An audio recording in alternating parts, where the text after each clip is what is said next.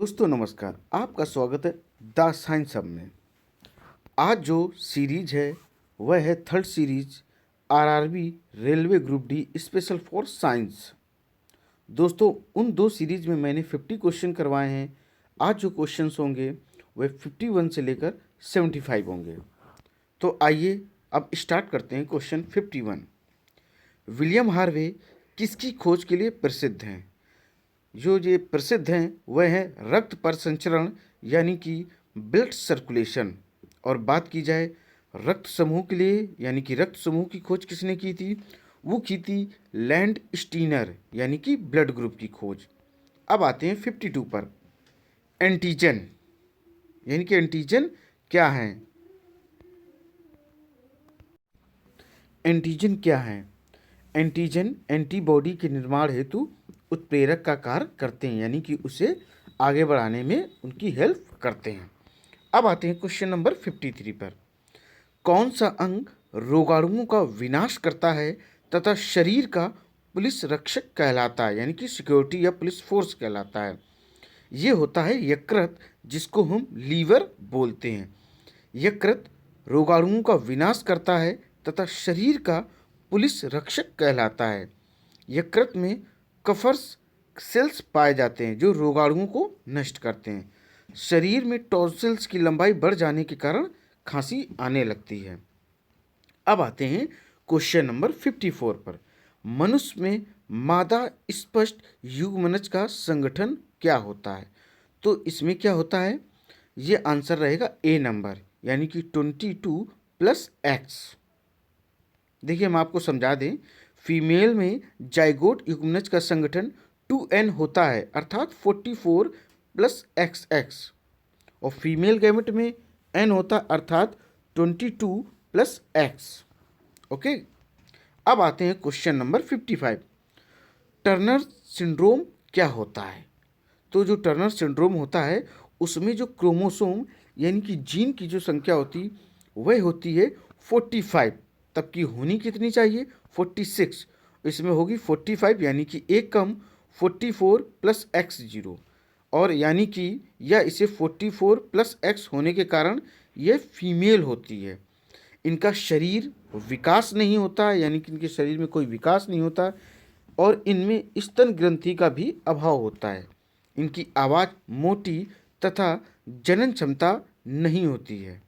अब आते हैं, देखिए इसमें क्लीन फिल्टर सिंड्रोम। इसमें क्रोमोसोम की संख्या कितनी होती? 47 यानी कि एक क्रोमोसोम बढ़ जाता है। 44 प्लस XXY होता है, ये मेल यानी कि नर होता है।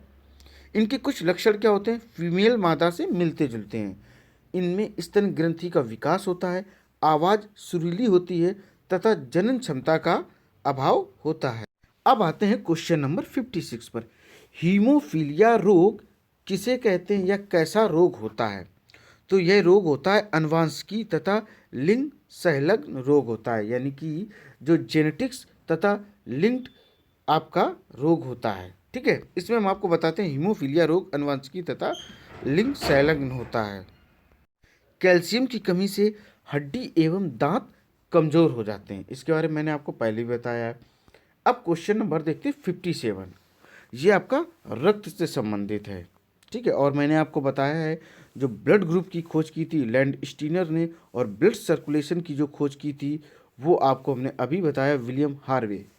देखते हैं 57। पिता ए रुधिर वर्ग और माता बी वर्ग की हो तो इनकी संतानों में कौन सा रुधिर वर्ग संभव है? तो इसमें कौन सा हो जाएगा? A B O AB चारों वर्ग हो जाएंगे। ओके। अब आते हैं क्वेश्चन नंबर 58। श्वेत क्रांति किससे संबंधित है? तो ये वर्गीस कुरियन से संबंधित है, और ये चर्चा में कब आई थी? 1966 में। श्वेत क्रांति की जनक वर्गीस कुरियन है, और इस क्रांति के अंतर्गत क्या होता है? दूध का उत्पादन किया जाता है। अब देखते हैं क्वेश्चन नंबर 59। RH कारक यानी कि RH फैक्टर के खोजकर्ता कौन थे? तो ये थे लैंड स्टीनर एवं बीनर। कौन थे? लैंड स्टीनर एवं बीनर। और लैंड स्टीनर के बारे में मैंने आपको बताया, इन्होंने ब्लड ग्रुप की भी खोज की थी। अब आते हैं क्वेश्चन नंबर 60। सूत्री विभाजन के बीच किस अवस्था में गुणसूत्र विपरीत ध्रुवों की ओर गति करता है? तो वो कौन सी स्टेज होती है? वो एनाफेज स्टेज होती है। और ये चारों ऑप्शन ये स्टेज होती है, इनके बारे में मैं आपको बताता हूँ। ठीक है, अब देखते हैं प्रोफेज। कोशिका में विभाजन की शुरुआत इसी अवस्था से होती है। क्रोमेटिन जाल छोटे एवं मोटे होकर गुणसूत्र बनाता है।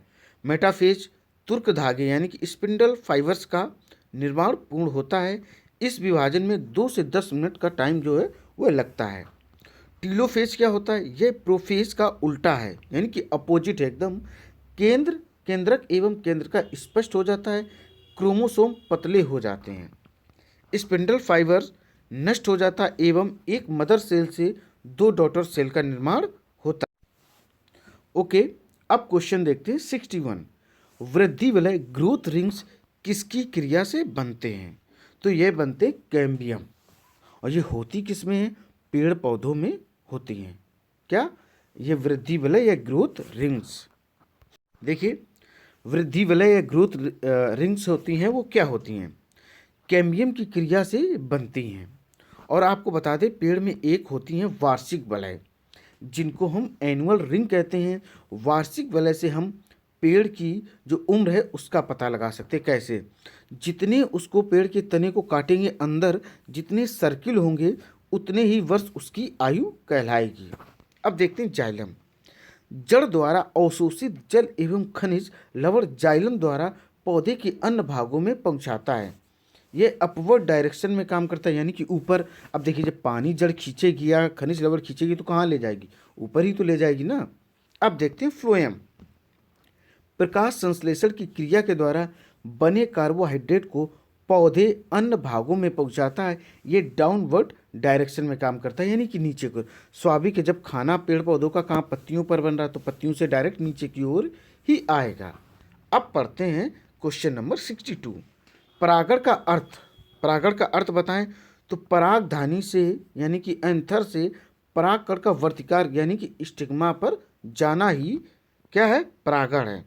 और इस क्रिया को क्या कहते हैं? हाँ, परागण ही कहते हैं, जिसको इंग्लिश में हम पॉलिनेशन बोलते हैं। फिर से सुन लें। जब परागधानी यानी कि एंथर से परागकण पॉलिन ग्रेन्स वर्तिकाग्र यानी कि स्टिग्मा पर पहुंचते हैं तो इस क्रिया को हम पूरी क्रिया क्या कहते हैं? परागण यानी कि पॉलिनेशन कहते हैं। अब आते हैं क्वेश्चन नंबर 63। अनिषेक फल यानी कि पार्थेनोकार्पिक फ्रूट क्या है? तो इसके बारे में बता दें। बिना परागण और निषेचन के बना फल ही क्या कहलाता है? अनिषेक फल यानी कि पार्थेनोकार्पिक फ्रूट कहलाता है। जैसे एग्जाम्पल देख लो, केला और अंगूर। अब देखते हैं क्वेश्चन नंबर 64। परागकण क्या है? तो परागकण जो होते हैं नर युग्मक उद्भिद होते हैं। क्या होते हैं? नर युग्मक उद्भिद। अब आते हैं क्वेश्चन नंबर 65। आवृत बीजी पादपों में भ्रूणपोष यानी कि भ्रूणकोष प्रायः होता है। कैसा होता है? द्विगुणित यानी कि 2n, डिप्लॉइड जिसको इंग्लिश में बोलते हैं। आवृत बीजी पादपों में भ्रूणपोष यानी कि भ्रूणकोष इंडोस्पर्म यानी कि 2n, द्विगुणित यानी कि डिप्लॉइड होते हैं। भ्रूणकोष भ्रूण एम्ब्रायो को पोषण प्रदान करता है और एम्ब्रायो भ्रूण ट्रिप्लॉइड यानी कि त्रिगुणित होता है। ओके, अब आते हैं क्वेश्चन नंबर 66। देखिए, बीज किससे बनता है? तो बीज किससे बनेगा? बीजांड यानी कि ओव्यूल से। निषेचन के बाद ओव्यूल यानी कि बीजांड से बीज एवं ओवरी से, ओवरी मतलब अंडाशय से फल बनता है। ध्यान रखिएगा, ओव्यूल यानी कि बीजांड से बीज और ओवरी अंडाशय से फल बनता है। अब देखते हैं क्वेश्चन नंबर 67। एक ही पादप में एक पुष्प के पराग कणों का दूसरे पुष्प के वर्तिकाग्र पर जाना क्या कहलाता है? यानी कि एक ही पेड़ है और फूल क्या है? अलग अलग हैं। उनमें अगर परागकण इधर से उधर जा रहे हैं वर्तिकाग्र पर तो उस क्रिया को हम लोग क्या कहते हैं? उस क्रिया को कहते हैं गीटोनोगैमी। क्या कहते हैं? गीटोनोगैमी। अब आते हैं क्वेश्चन नंबर 68। सुपारी यानी कि एरेका नट खाने का इसमें कौन सा भाग होता है? इसके कौन से भाग को हम खा सकते हैं? तो इसका जो भाग हम खा सकते हैं वह होता है भ्रूणपोष यानी कि इंडोस्पर्म। क्या बोलते हैं? इंडोस्पर्म। और आते हैं क्वेश्चन नंबर 69। कौन सा फल नट है, ध्यान से समझना, कौन सा फल नट है? तो वह होगा आपका काजू। काजू कैसा है? एक फल नट होता है। नेक्स्ट देखते हैं 70 नंबर। नारियल में खाने योग्य भाग कौन सा है? तो नारियल का कौन सा भाग हम लोग खाते हैं? भ्रूणपोष यानी कि इंडोस्पर्म भाग को ही हम खाते हैं। नारियल देखा होगा हम क्या करते हैं, तोड़ के उसे अंदर वाले ही भाग को ही तो खाते हैं। जो बाहर हेयर जैसे होते हैं उनको हम हटा देते हैं, रेशे वाले भाग को, अंदर जो निकलती है गरी उसी को तो खाते हैं। वो क्या कहलाता है? भ्रूणपोष या इंडोस्पर्म उसको इंग्लिश में कहते हैं। अब देखते हैं 71। आवृतबीजी पौधों के बीज में क्या होता है? तो इसमें क्या होता है? सुप्त एम्ब्रियो होता है। क्या होता है? सुप्त एम्ब्रियो, जिनको हम डोरमेंट एम्ब्रायो कहते हैं। डोरमेंट एम्ब्रायो भी कहते हैं। देखिए, प्लूम्यूल से तना का विकास होता है, रेडिकल से रूट का विकास होता है, यानी कि जड़ का विकास होता है। अब देखते हैं क्वेश्चन नंबर 72। मक्का का दाना यानी कि मेज, इसको मकाई भी बोलते हैं। क्या बोलते हैं लोकल लैंग्वेज में? मकाई भी इसको बोलते हैं। तो इसका जो दाना होता है वह वास्तविक फल होता है, यानी कि ट्रू फ्रूट या रियल फ्रूट भी कहते हैं। जिस फल का विकास ओवरी से होता है वह सत्य फल, वास्तविक फल कहलाता है, यानी कि ट्रू फ्रूट या रियल फ्रूट भी कहते हैं। जैसे आम, जामुन, केला आदि। और जिस फल का विकास ओवरी को छोड़कर फूल के अन्य भाग से होता है उसे अवास्तविक फल या असत्य फल यानी कि फॉल्स फ्रूट कहते हैं। जैसे सेब हुआ, नाशपाती का विकास थैलेमस से होता है। सेब और नाशपाती का विकास कहाँ से होता है? थैलेमस से होता है। अब आते हैं क्वेश्चन नंबर 73। किस पर आते हैं? 73। एक सच्चा फल होता है। एक सच्चा फल अभी मैंने आपको बताया था। जो इसमें जो आंसर होगा वो होगा निषेचित एवं विकसित अंडाशय से, यानी कि जो फल अंडाशय से विकसित होगा वह सत्य फल होगा, और अंडाशय के अलावा किसी अदर पार्ट से डेवलप होगा तो वह आपका क्या कहलाएगा? असत्य फल कहलाएगा। अब क्वेश्चन नंबर आते हैं 74। कटहल यानी कि जैक फ्रूट में मांसल खाने योग्य भाग कौन सा होता है? तो इसमें सहपत्र और परदल पुंज होता है, यानी कि ब्रैक्ट्स एंड पेरिहंथ खाने योग्य भाग होता है। अब क्वेश्चन नंबर आते हैं 75। अधिकांश पादप वायरस में जेनेटिक पदार्थ क्या होता है? होता आरएनए। और आरएनए का फुल क्या होता है? फुल फॉर्म क्या होता है? Ribo nucleic acid. आरएनए का full form ribo nucleic acid. RNA single standard यानी कि स्ट्रैंड का होता है। इसमें क्या क्या होता है? एडेनिन, ग्वानिन, साइटोसिन एवं यूरेसिल बेस होता है। राइबोसोम पर पाए जाने वाले आरएनए प्रोटीन संश्लेषण में सहायक होते हैं। और आपको डीएनए के बारे में बता दें, यह भी एक जेनेटिक मटेरियल होता है। तो जो आपका डीएनए होता है इसका फुल फॉर्म होता है डीऑक्सी राइबो न्यूक्लिक एसिड। इसमें एडेनिन, ग्वानिन, साइटोसिन एवं थाइमिन बेस पाए जाते हैं। 1953 में वाटसन एवं क्रिक ने डीएनए के डबल हेलिक्स संरचना का पता लगाया था, यानी कि इन्होंने डबल हेलिक्स मॉडल को प्रेजेंट किया था। इसके लिए उन्हें नोबेल पुरस्कार भी दिया गया था। वो किस सन में दिया गया था? 1962 में दिया गया था। डीएनए एक आनुवांशिक पदार्थ है, जैसा कि मैंने आपको बताया, एक जेनेटिक मटेरियल है। इसमें एक छोटे से भाग को जीन कहते हैं। और भारत में डीएनए फिंगरप्रिंट टेस्ट को लाने का जो खोज का श्रेय जाता है वो जाता है डॉक्टर लालजी सिंह को। किसको जाता है? डॉक्टर लालजी सिंह को। डीएनए फिंगरप्रिंट संस्था हैदराबाद, चंडीगढ़ और लखनऊ में है। दोस्तों, डीएनए फिंगरप्रिंट से विभिन्न प्रकार के जो क्राइम है उनके बारे में भी पता किया जाता है। देखिए, प्रोटीन कार्बन, हाइड्रोजन, ऑक्सीजन एवं नाइट्रोजन से मिलकर बना है।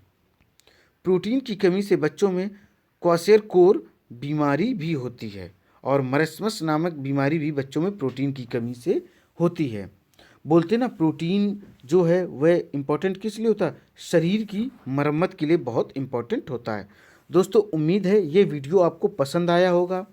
दोस्तों, इस वीडियो को अधिक से अधिक लाइक, शेयर और चैनल को भी सब्सक्राइब करें।